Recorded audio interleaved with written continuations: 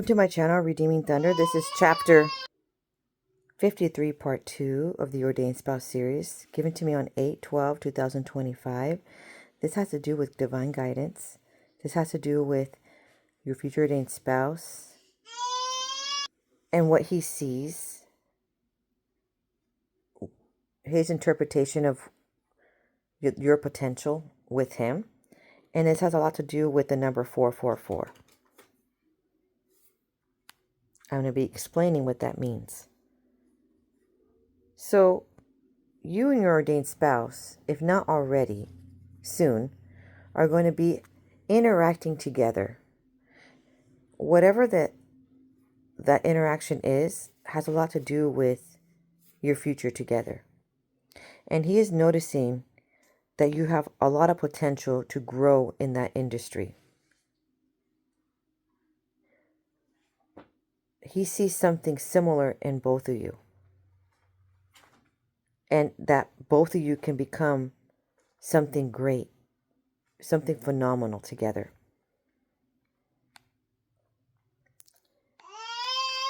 For example, let's say you guys met at a gym, some kind of setting that way.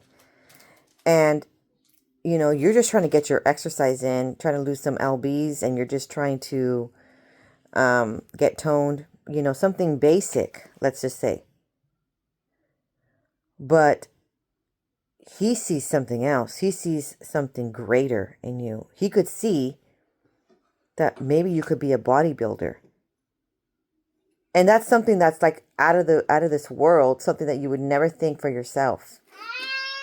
And that's just an example, a drastic example, okay? That's not everybody's example, a real life scenario. But like out of the ballpark, I'm trying to get you to think. That's how your future ordained spouse sees you. In this hour, the Most High is trying to help you with a new mindset. Okay, and part of that is not living with vigorous anxiety. And when you come to a situation, finally, it comes to be where you're in front of your ordained spouse and you're interacting with the individual, it would be best not to have a tremendous amount of anxiety. For one, it's so that you can relax and enjoy the moment, right? It's finally here. 2,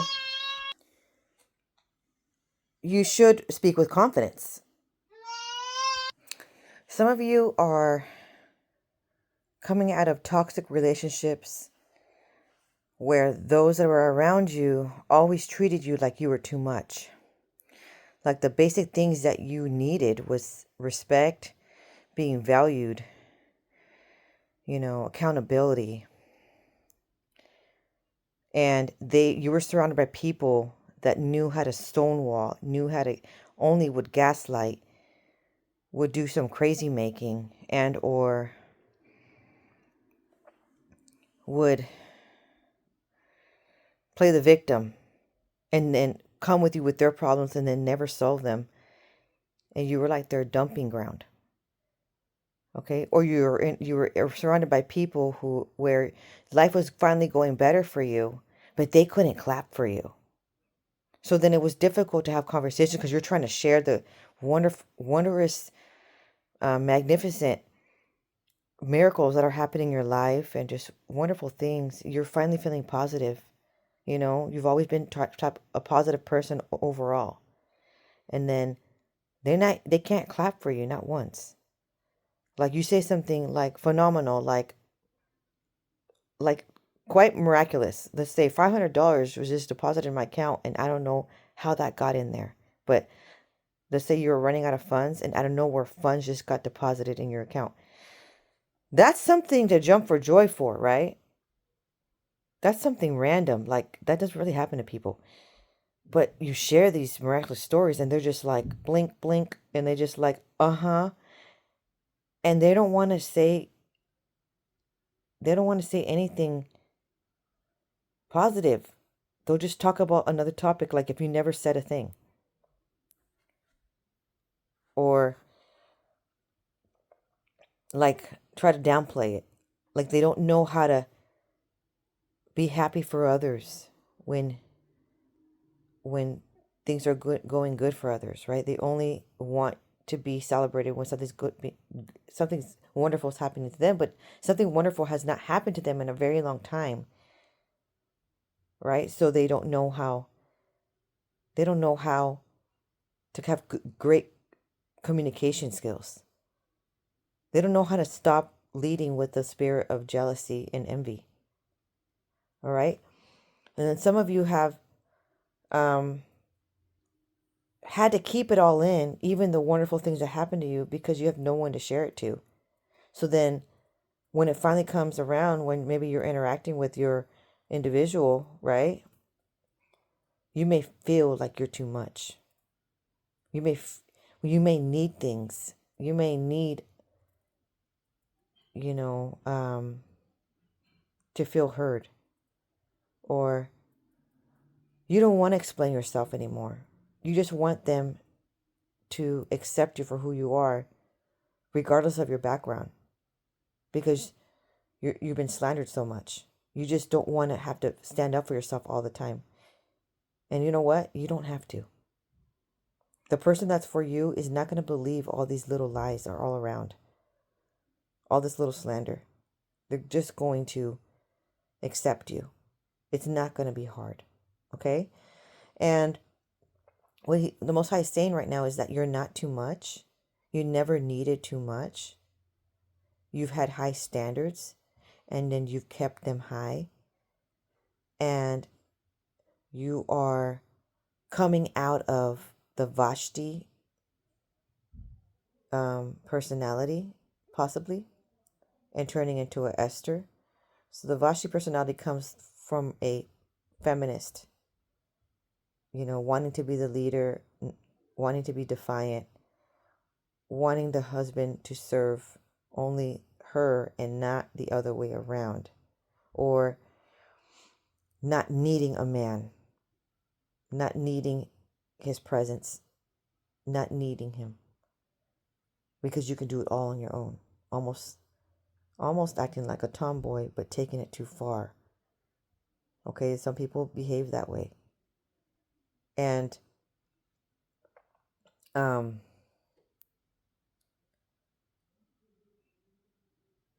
now you're coming into the era of, I need a man. I need his support. I need his protection. I need his comfort. And so that is the mentality that you're supposed to have. You know that the man is the head of the household, right? And so that's okay to be the damsel. Okay, and so anyway, we're coming out of extreme anxiety. And some of the things that you're anxious about has a lot to do with maybe your life not being totally organized, maybe having too much on your plate and you're having to consolidate things and move things out of the way. So maybe right now is not the right time to go to school, or maybe not right now is not the time to have, um, take on another pet, or maybe right now is not the time to go to the gym 5 days a week. Maybe you can only go 3. Something along the lines, even though it's self-care. But let's say you're working your body too hard because you're trying to get to a certain goal in your weight and in your appearance, but your body's crashing. So then you need to evaluate, right? And so some of the things people have anxiety about is, or stress about is sometimes it has a lot to do with procrastination, and sometimes it has a lot to do with putting too much on your plate, right? And sometimes it has a lot to do with worried that people won't accept you for who you are. So you don't want to share too much, then you share too much, then you think it was too much. But what the Most High is saying here is it's not too much. You're not too much. It's okay to have certain needs. It's okay to have certain wants. It's okay. to share what you want to share. You're not going to look like too much to that individual. Okay, so the role is the Most High is saying here, the role is on you. Summon his call and he will come.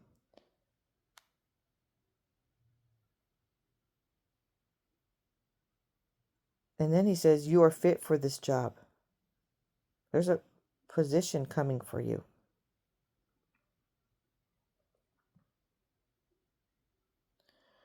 So then he says, you do not need to hide behind the masculinity. I'm not sure what that means other than maybe you've had to be both roles, the woman role and the masculine role, and your masculine energy a little too much because the men in your life had never stepped it up. So in order to go into this role, you can still be your feminine self and still achieve promotion. And so then he says, for the job they will offer you, don't you see? He's training you besides. So as you guys are interacting, whatever a case may be, there's going to be a job opportunity coming forward into the future. So then the Most High says he knows you're a leader. All around that individual that he works with, know that you're a leader. This position needs a leader in the forefront. You must summon his call and he will call on you. All you need to be is your authentic self. You know you were born to lead. He wants to see your potential sprout forth. He wants to see your confidence. The recruitment starts here. How building endurance in you, the shape of you, is not only for your body transformation, it's in your mind.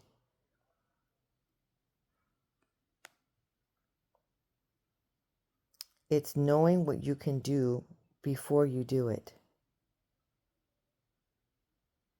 So I guess it entails imagining that you have completed the task, and whatever task, even at home, and then doing that task after you already saw it through. These are some tactics that are used for eliminating anxiety.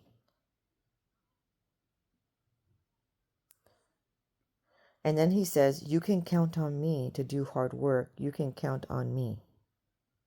So I think in this situation, sometimes the Most High speaks in like if the ordained spouse is giving him a message to give to you.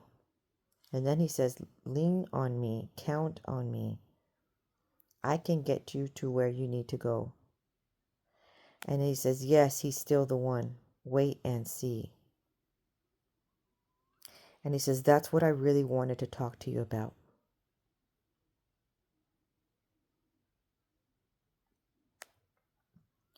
And then the Most High says,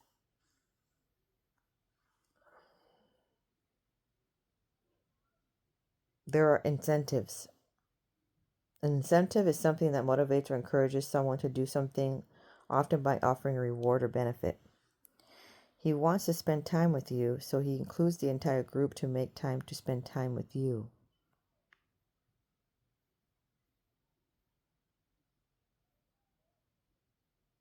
Okay, and then there are some comments regarding going out to eat, and the individual is going to invite you to go out to eat. And the Most High is elaborating about a certain physical feature of you that your future dating spouse loves, and that is your lips. He actually wants to watch you eat, which I thought that was kind of interesting. Although, if you noticed, this isn't like a thing. It seems random that I said that, but there has been times where people that I have dated in my lifetime, they said they like how I chew my food. It sounds like a really weird compliment. They like my lips, and they like how I chew my food in my mouth, with my mouth closed, obviously. And I'm like, what? You're kidding. And they're like, no, I'm serious. I like it. So they would like to go out to eat because they would watch me eat. Like we're talking and take a break from eating, and then you talk for a little bit, you chat a little bit. But the whole time they're being like almost mesmerized by, they're just enjoying your company by just watching you take bites. And you're just like, okay, what is this? Is this like, it's not a joke. There's men that really do enjoy watching women eat. Okay? So anyway, now the Most High is saying this. Now listen on, it's looking casual as if nothing is happening. And he says, listen on. He speaks to you in dreams. Remember, I am that I am. Do you hear me? And you're supposed to say, yes, I hear you. And he says, okay, listen on. I am Soma. Olose. Olose. Okay. So then Ayan Soma means divine alignment. Soma means whole body wholeness. It means body. And then O stands for exclamation. Lose. Lois. Or Lose. It means best or most beautiful. It also means, where's that word? Meaning more desirable, more agreeable.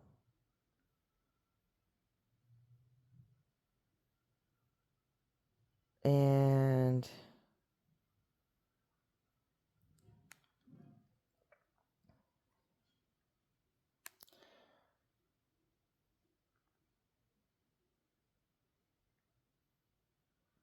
okay, so the next phrase was baka sa. And so baka stands for to open the eyes, to be observant. And then to have a spiritual understanding and eyes to see. Sa means deliverance is at hand. So when you say open the eyes, your eyes are physically becoming open, but your mind is becoming open as well. You're spiritually connecting the dots in your dimensions of time. You're going to be seeing something that you weren't seeing before or noticing before. And that baka is the strong number 6491 in the lexicon summary.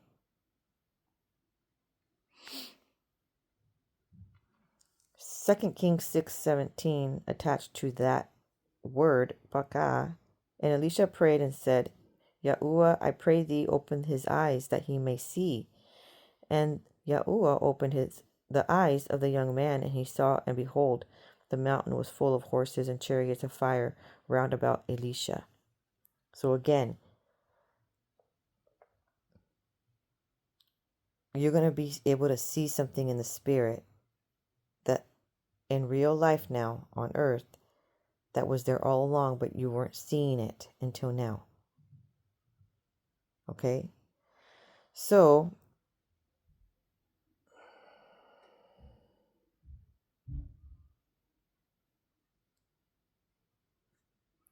it elaborates on the Benson commentary that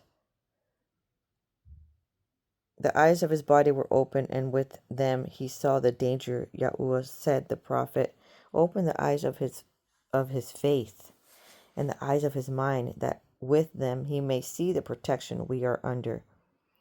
May he see the invisible guard of heavenly beings which encompass and defend us. Angels, whether they be purely spiritual or clothed with some material vehicle, it is allowed, cannot be seen by mortal eyes. Therefore, as the prophet himself would not have seen them unless Yahuah by a miracle had rendered them visible to his eyes. So he requests of Yahuah that for the causes above mentioned, he would vouchsafe his servant the same privilege. Then, while praying, I hear, Ika Mayasa, there exists creative miracles on earth as it is in heaven. Deliverance is at hand. And then I hear, O lo si Mayasa, exclamation, the best and most beautiful.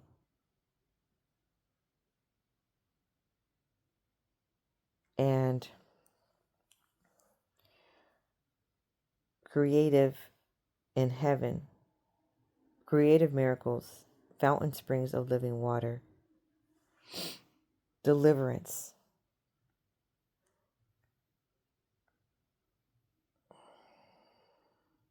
Okay, so the word lois,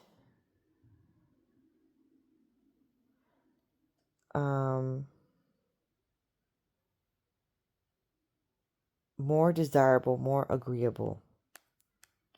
You are becoming more desirable to your future ordained spouse.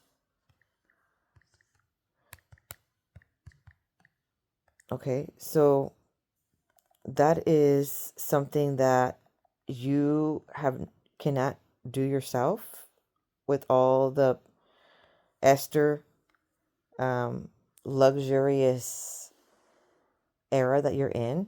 The Most High is adding to your beauty right now in this hour.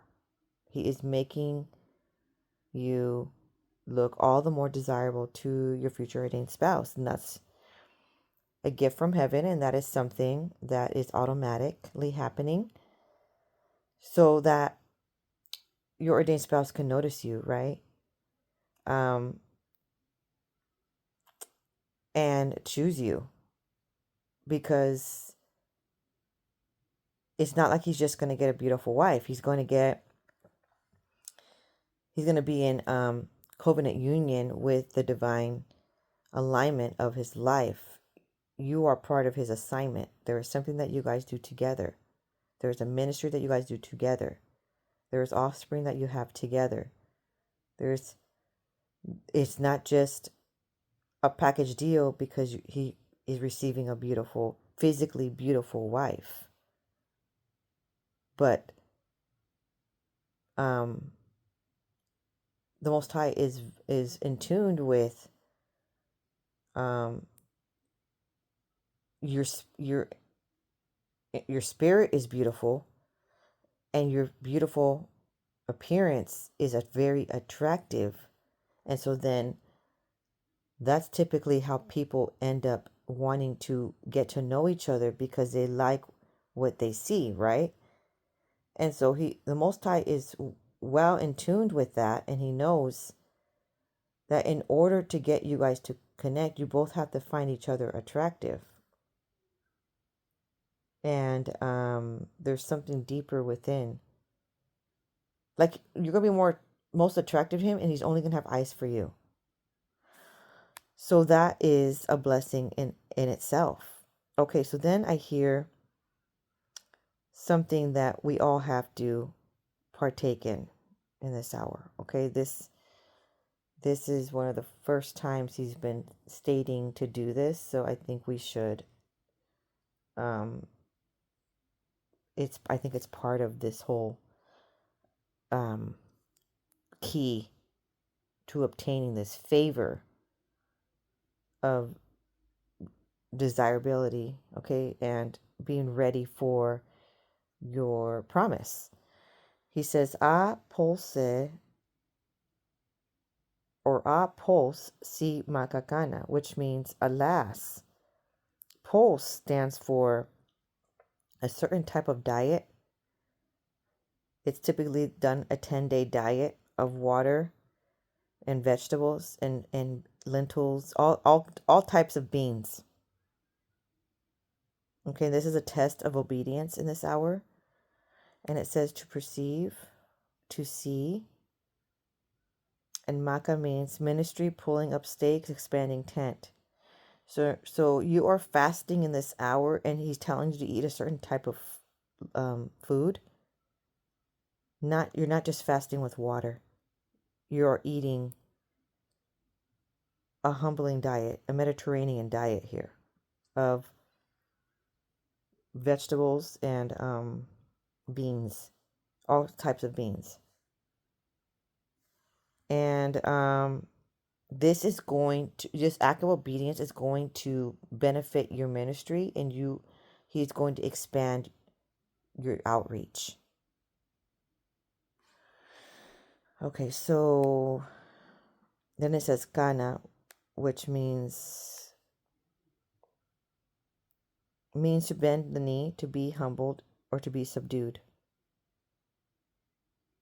To be referred to be brought low, brought into subjection, or humbled. Okay, so then Nehemiah 9:24. The verse states, so the children went in and possessed the land, not the fathers of the Israelites that came out of Egypt. They died in the wilderness, all excepting two, but their children, which seems to be the reason of this manner of expression. And thou subduest before them the inhabitants of the land, the Canaanites, by means of Joshua, the general of the armies of Israel. There is an elegant paronomania in the word for subdue, and the Canaanites which could not be expressed in their language, and gravest them into their hands with their kings and the people of the land, that they might do with them as they would, no less than 30 kings. Joshua 12:9-24. So this word is for those who are entering the promised land. Okay, so a few chapters prior, it was critical times. Are you the one to enter the promised land? There was something that the Most High wanted you to stop doing and partaking in, and had a lot to do with not interacting in a sexually intimate manner with those who are known as the Moabites. Okay, known as those who have other idols who are not the Israelites, right? Right before crossing the promised land. This is something else here. Those who have received who might have been Moses' mantle at first, but received the Joshua mantle, and that's the prophet that crossed over with Caleb, the only other adult besides all the others that were 20 years or younger, and crossed into the promised land. Okay, this is a humongous deal. This is confirming that you are on your way to the promised land. But a humbling act, because the Most High is going to be anointing you to take out the kings that do not belong from the land he has given you. And this is given to you, this endurance, this strength is given to you through this fasting. Let me elaborate further with the pulse biblical encyclopedia. It refers to uncooked grains of any kind, including edible seeds in general, and may include legumes, vegetables. Daniel 1:12. Please test your servants for 10 days. Give us nothing but vegetables to eat and water to drink. So legume plants, their seeds as beans, peas, lentils, etc.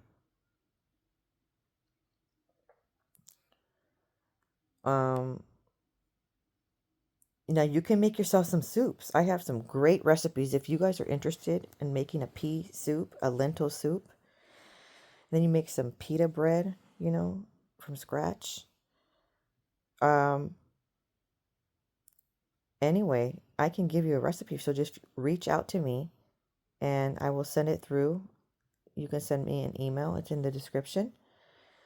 You can send me a message on the description.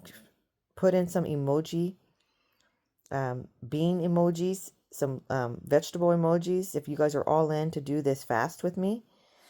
And I hope you are, because if you're the one crossing the promised land, this is required of you. And I make some great soups. They taste fantastic. So go ahead and let me know if you want a recipe. And let's read a little bit more in Daniel 1:12 and 16. The most notable reference to pulse is found in the book of Daniel.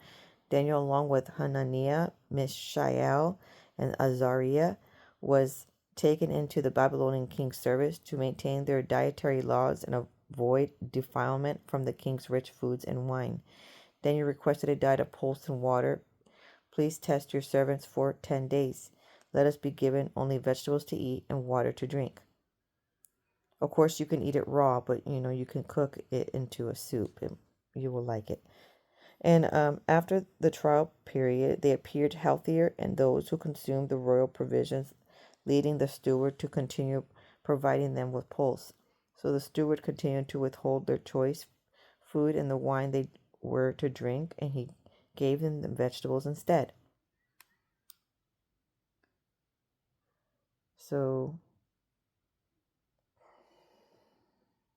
it's another word for seeds is zeroim, means seeds or pulse. It's an Aramaic word, both in the Eastern and Western dialects.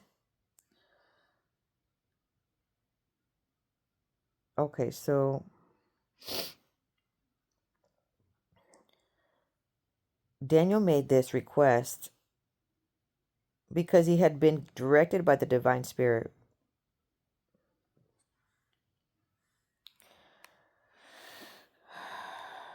Okay, so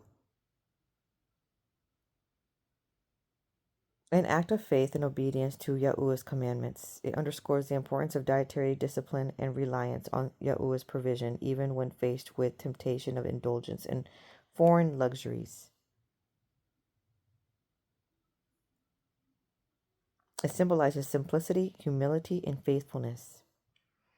Serves as a reminder of the virtues of modest living and the spiritual benefits of adhering to Yahuah's laws. The account of Daniel and his companions illustrates the blessing that came from obedience and the strength derived from a diet that honors the Most High. The importance of holiness and separation from pagan practices.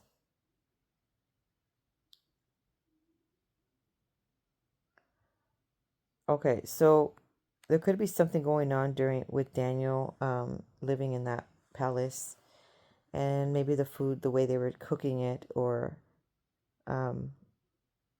serving it, sharing amongst others, maybe it was tainted of some sort, and so there he was trying to protect himself. It could be.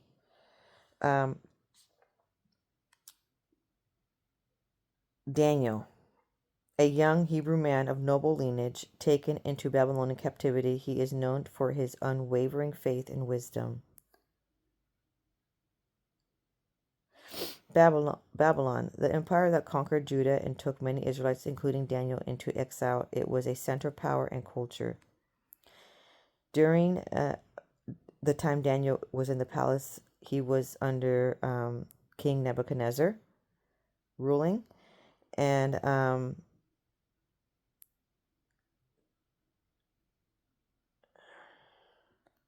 this king had ordered the selection of young Israelites to be trained for service in the court. And of course, they chose him because he had a gift of interpreting dreams and visions, and also a certain language that was written on the wall. So he had a special gift.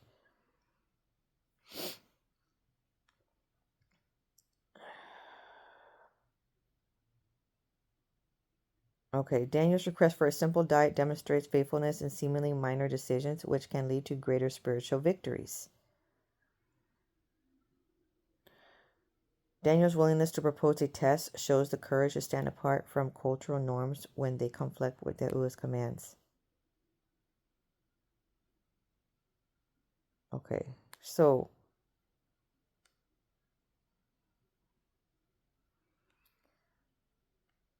now the Most High says, O lo sé. Lois, lo sí, excuse me, loisi, loisi. Okay, so exclamation, exclamation. To be beautiful, desirable, to be better, right? So this whole fast could truly heal, like contribute to your beautification. I think so, because it's wrapped up in this prophetic word. And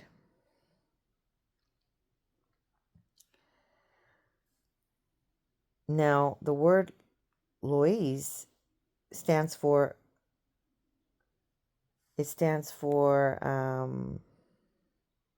best, most beautiful. Also means lion. It also means without husband.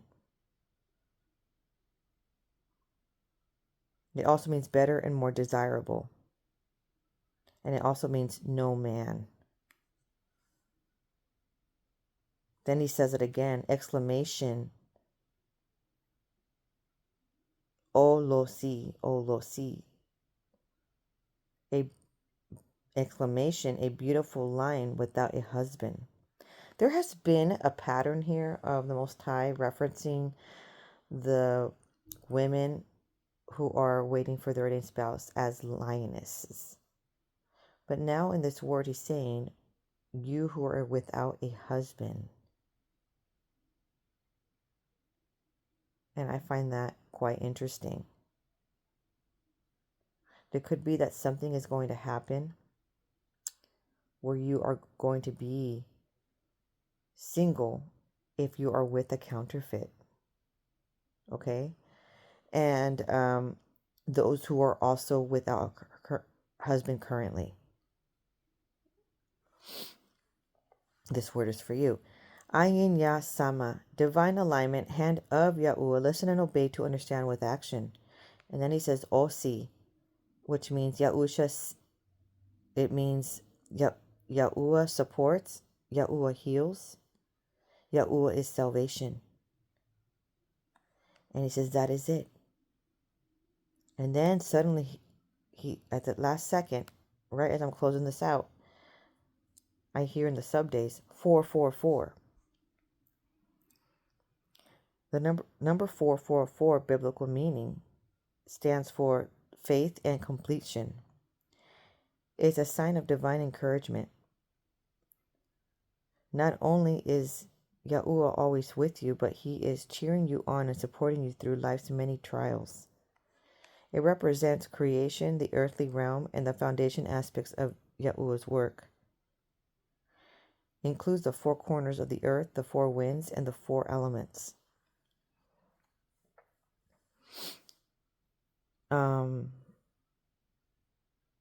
It symbolizes the presence and guidance, especially when one is seeking direction or facing challenges. It can indicate that you are on the right path and that your angels are supporting you.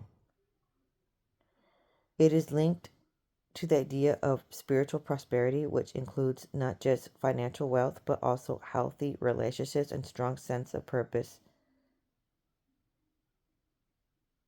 It reinforces Yahuah's promises, those related to prosperity and fulfilling one's potential. So, we have here Troy Brewer, who explains it further on what the number 444 stands for. On what triplicate is all about, and it means complete, right? Because of triplicate, creation or world, or also has to do with being set apart. So we're going to look at the number, I should say, the 444th word in the New Testament Greek lexicon.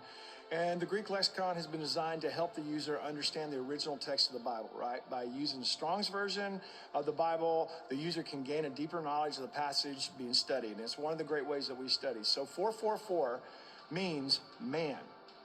Everybody just go, man. Okay, so that's what that means. And it's a generic name so that we have a distinction between God and animals, mankind. Okay, it's the world number, and that's what the number 4 represents, right? So man himself was set apart as the only creation of God's to be made in his image. I like that. You know, the prophets were set apart. So the whole thing about being set apart, hey man, you're not going to go the way that the rest of the world is going to go. You're going to go a different direction. That's called sanctification. That means set apart. So the number 444 has to do with that. Now the prophets were set apart for Jesus, which is why you see 444 stamped upon them. Wow. Okay. Do you know that there are 4,440 verses in the 5 major prophets of the Old Testament? Wow. It's interesting to note that 4,440 divided by 5 is 888, which is the numerical value of King Jesus. So in other words, whenever you introduce grace to the prophets, what you get is Jesus. Ta-da! That's just genius. I wish I'd have written that. I did. Hallelujah. 888 being the gematria or the alphabetic or alphanumeric understanding of what the name Jesus actually is. It's a big deal. Okay, so now we're going to look at some really cool 444 scriptures. So Numbers 444 is the census of the Levites, which were men who were set apart for God's purpose. Then over in Deuteronomy 444, it's all about being set apart for the law. Then in 2 Kings chapter 4, verse 44, Elijah feeds the sons of the prophets, right? And then when we look over at Luke 4:4, right, it's all about being higher calling, about being set apart. And he was preaching in the synagogues of Galilee, it says. John 4:44 is the prophet set apart from his own hometown. For Jesus himself testified that a prophet has no honor in his own country. Can you believe how prophetic the number 444 is? Other great 444 scriptures is Genesis 4:44. Joseph prepares to reveal his identity to his brothers. And friends, can I just tell you this, man, that Jesus himself one day will reveal himself to his brothers. So we have this all the way through the Word of God. You can see it. There's a huge study that I've done on it, but you have to also stop and look at Psalms 44, verse 4. Being set apart. You are my King and my God who decrees victories for Jacob. So there you have it, guys. The number 444, and I hope that you like